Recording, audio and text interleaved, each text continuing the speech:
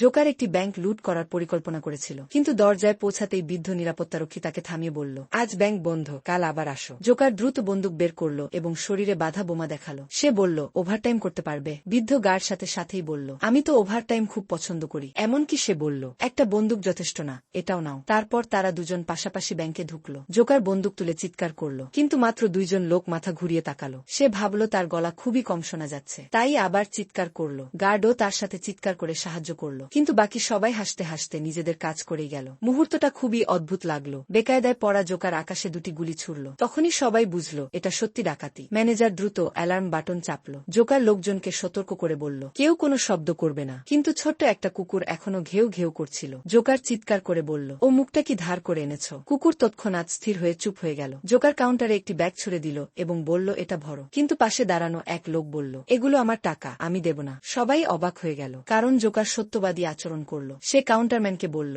আগে রসিদ লিখো, তারপর টাকা দাও। তারপর জোকার সবাইকে একটি ঘরে ঢুকালো। বৃদ্ধ গার্ড খুব দায়িত্বশীলভাবে কাজ করল। একজন একজন করে গুনল, চাবি জোকারকে দিল এবং নিজেও ঘরে ঢুকে গেল। এ সময় পুলিশ পুরো ব্যাংক ঘিরে ফেলেছে। জোকার ম্যানেজারের হাত ধরে তাকে হলে নিয়ে গেল এবং তাকে বলল পুলিশের সঙ্গে কথা বলতে। তাদের বলো, আমার কাছে বোমা আছে, কোনো আক্রমণ করবে না।